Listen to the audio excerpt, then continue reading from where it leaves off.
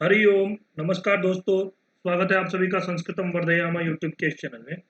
आज हम लोग इस वीडियो के अंदर में जो डी ट्रिपल एस बी के पीजीटी संस्कृत का जो हम मेल के पेपर कर रहे हैं, पीजीटी मेल संस्कृत का जो पेपर है उसको 8 सितंबर 2018 को जो एग्ज़ाम हुआ था उस एग्ज़ाम को हम सॉल्व कर रहे हैं। ये हमारा होगा पार्ट 3।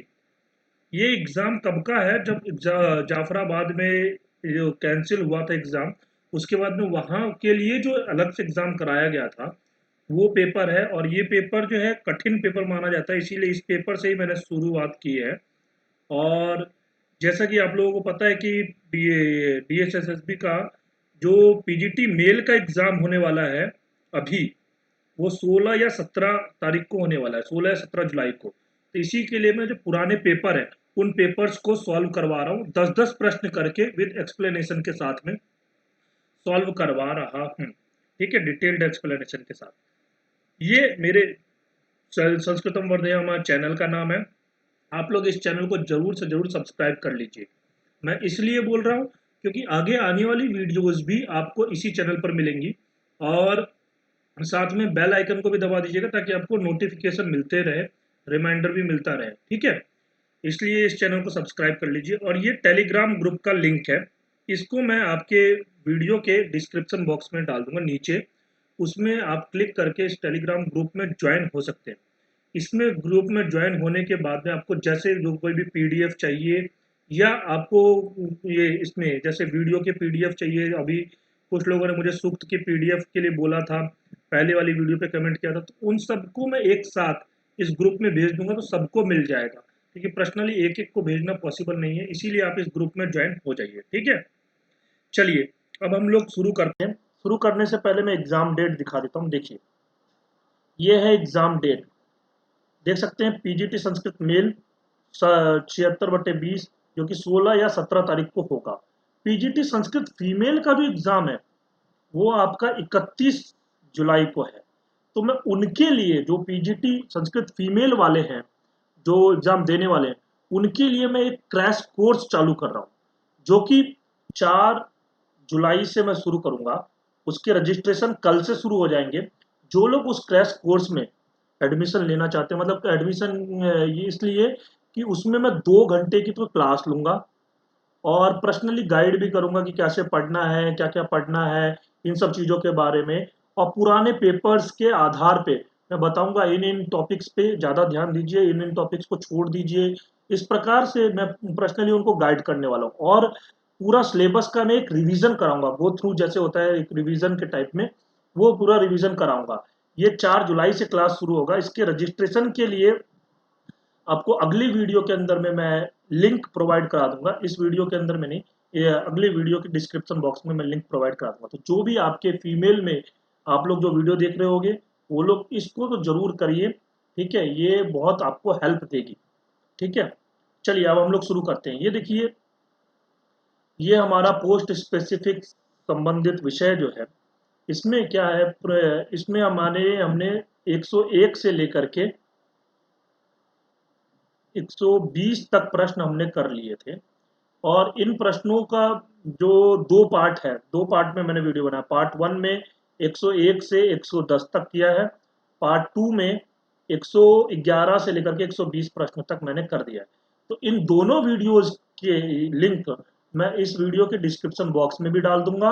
और आप लोग पहले की वीडियो पार्ट 1 और पार्ट 2 जरूर देख लीजिए, इससे आपको इन सारे प्रश्नों के उत्तर वहां पे मिल जाएंगे। अब हम लोग शुरू करते हैं यहाँ से 121 से। एकः शब्दः डैश सम्यक् ज्ञातः स्वर्गे लोके च कामधुक् भवति। यह पंक्ति देखिए, आप लोग जानते होंगे महाभाष्य है। महाभाष्य पतंजलि के द्वारा विरचित है। ठीक है, उस पतंजलि, एक मिनट में कलर इसका रेड कर लेता हूँ, रेड कलर अच्छा रहता है। पतंजलि महाभाष्य में आप ये पसपसाहनिक जो है, पहला आहनिक है पसपसाहनिक, उस पसपसाहनिक का ये वाक्य है। और ये जो प्रश्न है आपसे कहाँ से पूछा गया, तो ये साहित्य दर्पण में से पूछा गया। अभी इस वीडियो में जितने भी प्रश्न होंगे सारे प्रश्न साहित्य दर्पण से होंगे। और मैं आप लोगों को सलाह दे दूं, जो लोग पेपर देने वाले हैं 16-17 तारीख को, कि साहित्य दर्पण तो जरूर से जरूर पढ़ लीजिए। ठीक है। जिस किसी को भी परेशानी हो रही हो, मैंने 2 साल पहले साहित्य दर्पण पे एक बहुत अच्छी वीडियोस बनाई थी। उसमें पूरा प्रथम परिच्छेद मैंने अच्छे से विस्तार से समझाया है, एक एक शब्द को एक्सप्लेन करते हुए समझाया है। तो उनकी वीडियोस के लिंक भी मैं डिस्क्रिप्शन बॉक्स में डाल दूंगा। वहां पर क्लिक करके साहित्य दर्पण का पार्ट 1 पार्ट 2 ऐसे करके मैंने बनाया हुआ है, उसको क्लिक करके आप साहित्य दर्पण वहां से समझ सकते हो। अगर आपने वो कर लिया तो मैं आपको गारंटी के साथ बोल रहा हूं, जैसे ये पेपर में आप देखोगे 10 प्रश्न है, 10 प्रश्न में से सारे प्रश्न साहित्य दर्पण से पूछे हुए हैं, तो आप 5 से 6 प्रश्न इस बार भी एक्सपेक्ट कर सकते हो, और वो 5 से 6 प्रश्न आपके सही हो जाएंगे। ठीक है, उन वीडियोस को देखने से। तो मैं उसके लिंक आपको प्रोवाइड करा दूंगा। अब हम साहित्य दर्पण पर चलते हैं। देखिए, ये है साहित्य दर्पण। इसमें ये मंगलाचरण है। ग्रंथारंभे निर्विघ्नेन प्रारेप्सित परिसमाप्ति कामो वाङ्मयाधिकृत्य वाग्देवताया सांख्य सामुख्यम आधत्ते। तो ये आपका सरस्वती मतलब वाग्देवी की वंदना की गई है। इसके बाद ग्रंथ, इसमें क्या है, काव्य के फल बताए गए हैं। उसके बाद ये देखिए यहाँ पर उन्होंने कहा है, किंच काव्यत्वाद धर्म प्राप्ति भगवान नारायण चरणारविंदस्तवादिना एकः शब्दः सुप्रयुक्तः सम्यक ज्ञातः स्वर्गे लोके च कामधुक् भवति। तो हमारा यहाँ पे प्रश्न क्या था, एकः शब्दः डैश, तो यहाँ पर क्या आना चाहिए था इसकी जगह पर में, सुप्रयुक्तः, ये आना चाहिए। ठीक है, तो एकः शब्दः सुप्रयुक्तः, इसका आंसर क्या होगा, सुप्रयुक्तः। ठीक, इसका अर्थ देख लेते हैं। अर्थ देखिए, यहां पर नीचे लिखा हुआ है,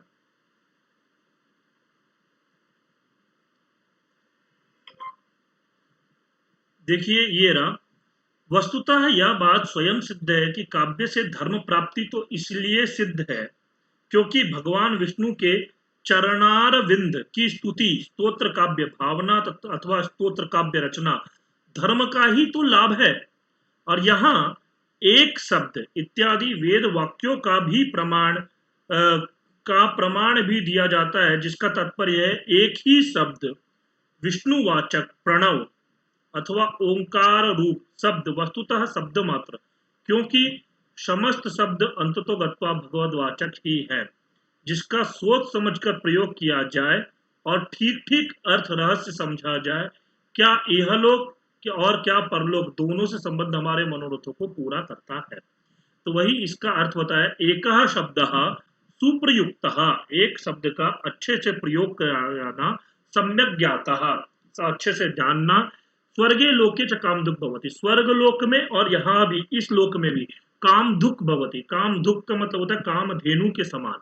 ठीक है, होती है। ठीक, ये इसका आंसर हो गया। अब हम चलते दूसरे प्रश्न पर। नरत्वम दुर्लभम लोके डैश तत्र सुदुर्लभ, ये भी देखेंगे तो साहित्य दर्पण में से ही पूछा हुआ है। इसी के आगे थोड़ा सा जब आगे बढ़ते हैं तो यहां पर ये बताते हैं, अग्नि पुराण का उदाहरण लेते हुए बताते हैं, अग्नि पुराणे युक्तम, काव्य का प्रयोजन अग्नि पुराण में क्या कहा है। देखिए, किंच काव्यस्य उपादेयत्वम अग्नि पुराणे अपि उक्तम, अग्नि पुराण में भी कहा है, नरत्वम दुर्लभम लोके विद्या तत्र सुदुर्लभा, कवित्वम दुर्लभम तत्र शक्ति तत्र सुदुर्लभा।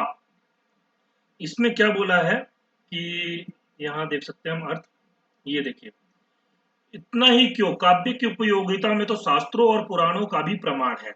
अग्नि पुराण का यह कथन है, सबसे पहले तो संसार में मानव जन्म दुर्लभ है, इससे भी दुर्लभ है विद्या का लाभ, उससे भी दुर्लभ है कवित्व, और जिसे कवि प्रतिभा कहते हैं वह तो अत्यंत दुर्लभ। मतलब क्या है इसका, देखिए मैं श्लोक से मैं अपने भाषा में समझा देता हूं। नरत्वम दुर्लभम लोके, इस ये तो 64 लाख योनियां हैं। अब उसमें से क्या है, आपके किस योनि में उत्पन्न हो, उसमें भी आपको मनुष्य योनि जो होती है, मनुष्य नर नर रूप में हमारा उत्पन्न होना, इस लोक में आना, ये बहुत ही दुर्लभ है। और अगर चलो नर रूप में आ भी गए तो उसमें भी विद्या तत्र सुदुर्लभा। हमारे प्रश्न का आंसर है, देख सकते हो, नरत्वम दुर्लभम लोके डैश तत्र सुदुर्लभा। तो वित्तम विद्या ज्ञानम यशः, तो विद्या, ठीक है, विद्या तत्र सुदुर्लभा, उसमें भी विद्या प्राप्त करना बहुत कठिन है। कवित्वम दुर्लभम तत्र, चलो विद्या अगर प्राप्त भी कर ली तो कवित्वम मतलब कविता बनाने की कला, वो जो है वो बहुत दुर्लभ है।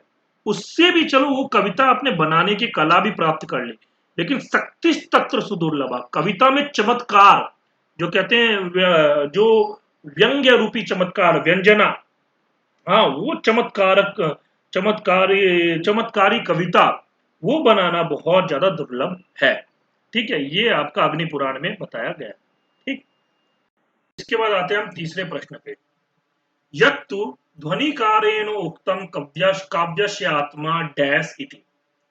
अब ये देखिए, रीति ही जीवः ध्वनि ही शब्द, ये आपको पता ही होगा। ध्वनिकार कौन है हमारे? आनंदवर्धन।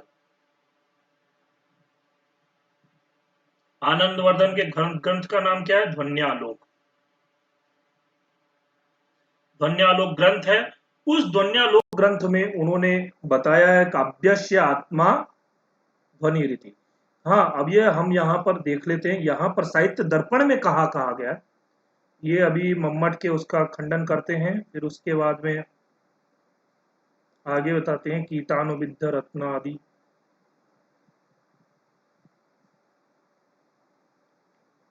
ये देखिए, यहाँ भी ये सब खंडन करते हुए ये भी खंडन किया है इन्होंने। काव्यस्य काव्यस्य शब्दार्थो शरीरम रसादिश्च आत्मा अनलंकृति क्वापि पुनः वक्रोक्ति काव्य जीवितम, ये बताया। यह कौमार हरा संदेह अलंकार, ये देखिए, यत्तु ध्वनिकारेण उक्तम काव्यस्य आत्मा ध्वनि तत् इति तत् किम वस्तु अलंकार रसादि लक्षण स्त्रीरूपो ध्वनि काव्यस्य आत्मा उत रसादि रूपो मात्र वा।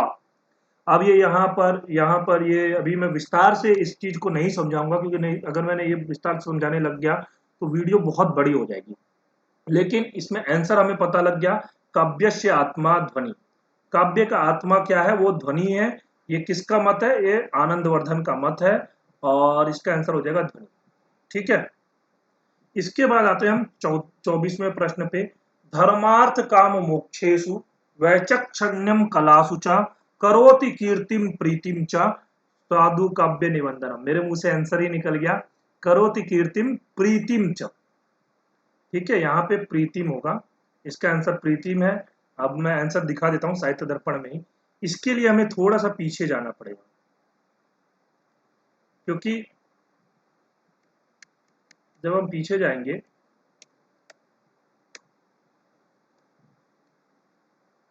ये देखिए, ये रहा, शुरुआत में ही है, साहित्य दर्पण के शुरुआत में ये है, उक्तम च भामहेन। भामह ने कहा है, भामह का ग्रंथ है काव्यालंकार। ठीक है, काव्यालंकार में उन्होंने कहा,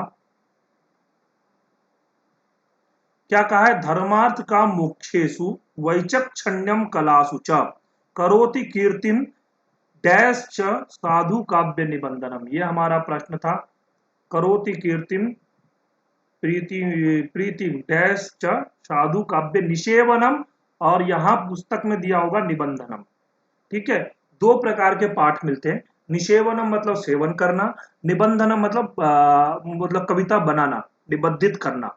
ठीक है, तो ये दो प्रकार के इसमें पाठ मिलते हैं। तो इसका आंसर हमारा है प्रीतिम।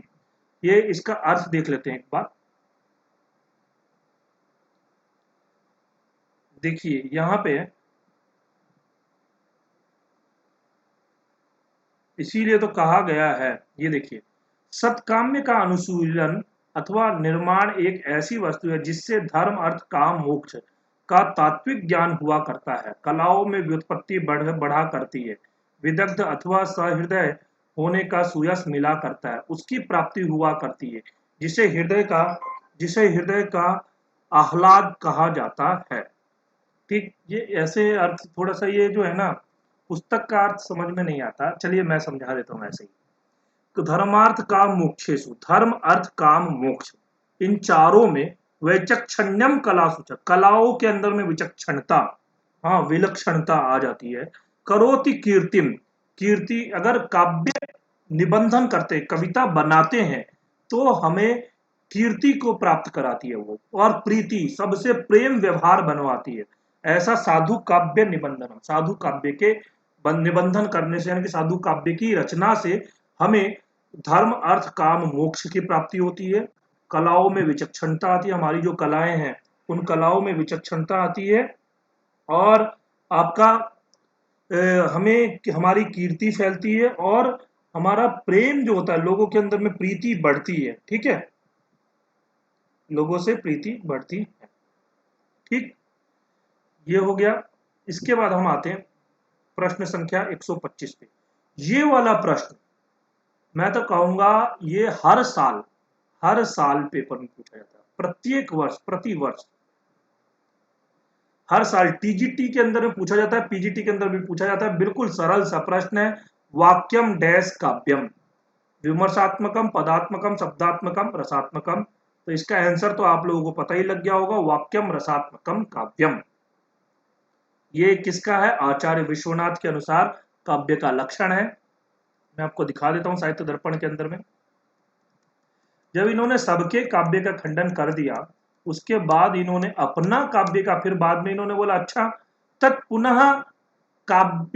तत्किम पुनः काव्यम इत्युच्यते।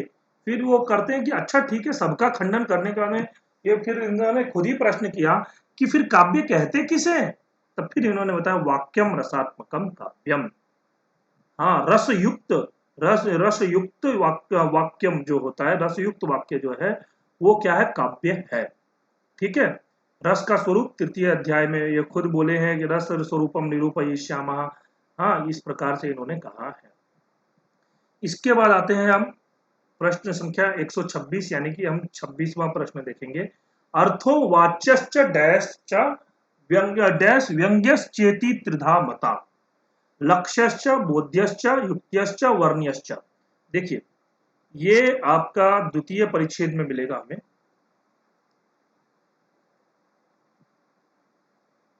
थोड़ा सा आगे बढ़ते हैं, हम द्वितीय परिच्छेद में जाएंगे। ये देखिए यहाँ पे वाक्यम शायद ये भी इंपॉर्टेंट है।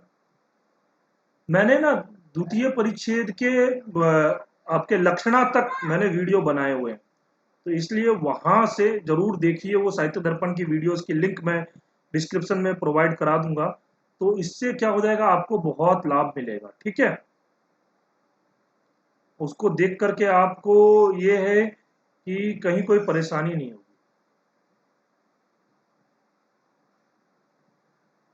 ये देखिए, ये रहा अर्थो वाच्यश्च लक्ष्यश्च व्यंग्यश्चेदि त्रिधा मता।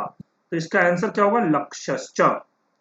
यहां पर देख सकते हैं हम, अर्थो वाच्यश्च डैश्च मतलब लक्ष्यश्च, ये रहा लक्ष्यश्च व्यंग्यश्चेति त्रिधा मता। यहाँ पे चोटी हो गया, यहाँ पे चेती होना चाहिए था, च इति चेती। ठीक है, इसके बाद में आते हैं प्रश्न संख्या 127 पे। संकेतो गृह्यते जातो डैश द्रव्य क्रियासु च, मन गुण रूप द्रव। अब इसी में ही आगे जाते हैं, अभिधा का जब करते हैं इसमें इसका अर्थ थोड़ा सा बता दूं। देखिए, अर्थ जो है ना, वाच्य लक्ष्य और व्यंग्य, ये तीन प्रकार का होता है। वाच्य लक्ष्य होता है हमारा अभिधा, लक्ष्य अर्थ होता है हमारा लक्षणा, और व्यंग्य अर्थ होता है हमारा व्यंजना। ठीक है, इसे ही शब्द की शक्तियां बोलते हैं। ये देखिए यहाँ पे, वाच्यो अर्थो अभिदया बोध्यो, लक्ष्यो लक्षणया मतः, व्यंग्यो व्यंजनया तास्यु, तीसरा शब्दस्य शक्तया। तीन प्रकार के शब्द की शक्तियां होती है। ठीक है, अब हम आगे चलते हैं। थोड़ा सा ये देखिए, तत्र संकेतिता अर्थस्य बोधनात् अग्रिमा अभिधा।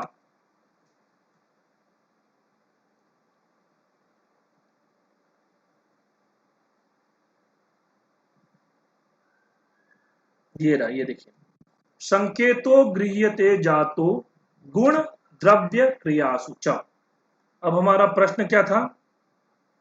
संकेतो गृह्यते जातो डैश द्रव्य क्रियासु च, तो इसमें क्या आएगा? गुण। इसका आंसर क्या हो जाएगा? गुण। गुण द्रव्य क्रियासु च।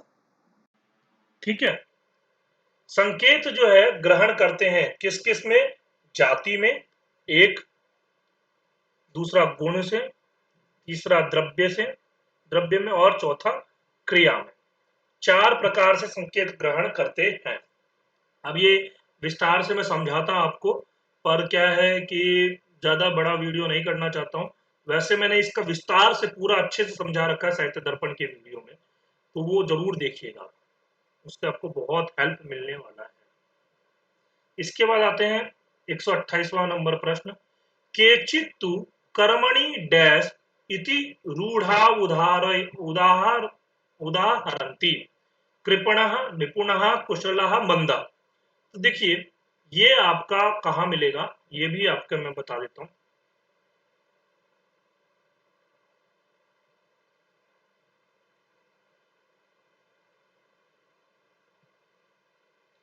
ये देखिए, ये आपका लक्षण यहां से शुरू होता है। मुख्यार्थवादे तदयुक्तो यन्नो अर्थ प्रतीयते रूढ़े प्रयोजनादवासो लक्षणाशक्तिरर्पिता। कलिंगः साहसिकः, हाँ, कलिंग शब्दों देश, कलिंग शब्दादि देश विशेषो, ये सारे के सारे इसमें है। रूढ़ी के उदाहरण है कर्मणि कुशला, रूढ़ी प्रयोजनाद व असो। तो रूढ़ी का उदाहरण हो गया, रूढ़ी का उदाहरण ये हो गया कर्मणि कुशलः, केचित् तु कर्मणि कुशलः इति रूढ़ो उदाहरयते। कुछ लोग तो के कर्मणि कुशलः, कर्म में कुशल, इसका रूढ़ी में उदाहरण प्रयोग करते हैं। और रूढ़ी में कुशल शब्द का क्या अर्थ होता है? व्युत्पत्ति परक यदि अर्थ करते हैं तो कुशाल लाती थी कुशलः, जो कुशों को लाता है वो कुशल होता है। कुश क्या होते हैं आप देखोगे, अभी आजकल तो आप बहुत कम लोग जानते हैं, पर अभी भी देखोगे कुश जो है तोड़ने जाते हैं लोग। और जो पवित्री जिसका बनता है पूजा के समय में, पवित्री मतलब अंगूठी जो बनाई जाती है वो कुश की ही बनाई जाती है। तो कुश को क्या होता है, अगर आप पकड़ के खींचो ना तो आपकी उंगली कट जाएगी, इतना तेज होता है वो कुश। तो उसको लाने में जो ला सकता है उसको कुशल बोला करते थे। आजकल ये किस अर्थ में प्रयोग होता है? दक्ष अर्थ में प्रयोग होता है।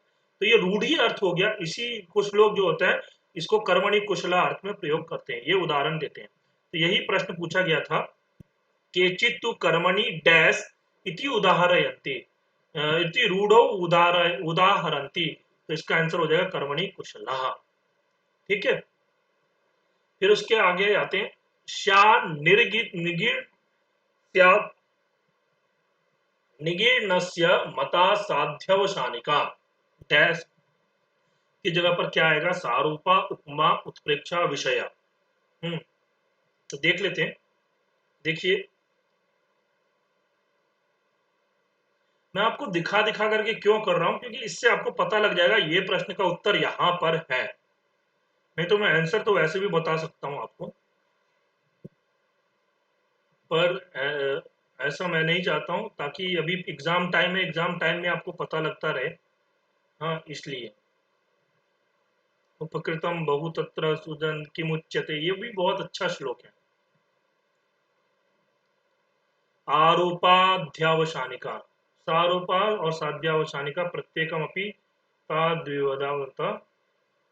अब ये देखिए, ये रहा, विषयस्या निगीर्णस्या अन्य अन्यतादात्म्य प्रतीतिकृत सारोपास्या निगीर्णस्य मता साध्यवसानिका, ये श्लोक है।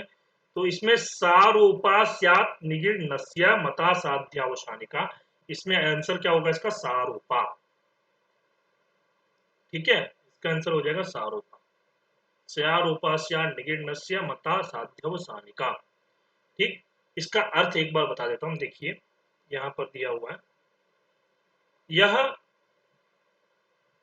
वह देखिए, वह लक्षणा सारूपा लक्षणा कही जाए, गज गज कही जाया करती है, जिसमें विषय अर्थ आरोप विषय जिस पर आरोप किया जाए अपने स्वरूप में विराजमान रहते हुए अपने से भिन्न अर्थात विषयी अर्थात आरोप्यमान जिसका आरोप किया जाए उसके साथ मतलब उसके साथ एक रूप अभिन्न प्रतीत हुआ करता है, और वह लक्षणा जिसे साध्यवसानिका लक्षणा कहा जाता है ऐसी हुआ करती है जिससे विषयी के साथ आच्छन्न स्वरूप विषय के अभेद का अनुभव हुआ करता है। अब ये इसमें इतना समझ में नहीं आएगा, ये उदाहरण से ही समझ में आएगा।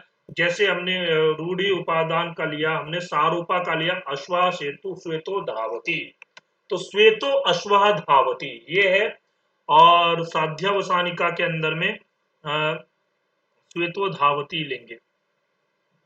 ये साध्यावसानिका का आगे उदाहरण देते हैं, ठीक है।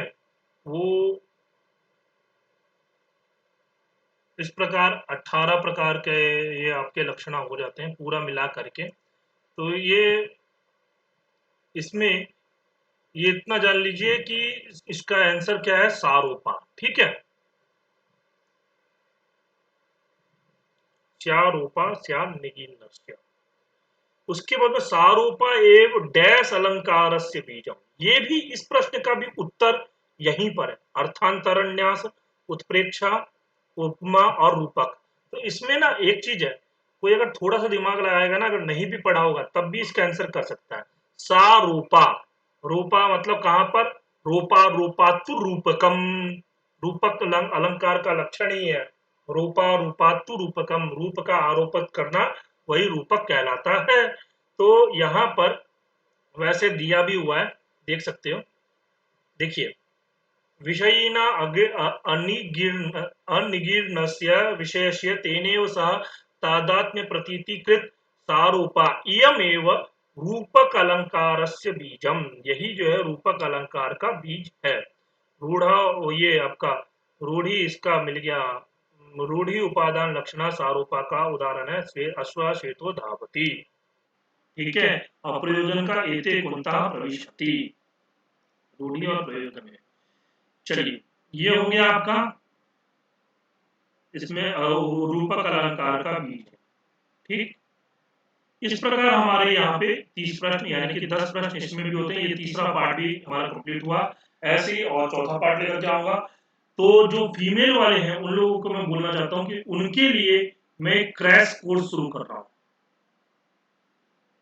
ये लगभग 25 दिन का क्रैश कोर्स होगा, और ये इसके बारे में पूरा डिटेल में अगली वीडियो में बताऊंगा, ठीक है। आप लोगों को वीडियो कैसा लगा कमेंट करके मेरे को जरूर बताइएगा। धन्यवाद, हम लोग मिलेंगे अगली वीडियो में।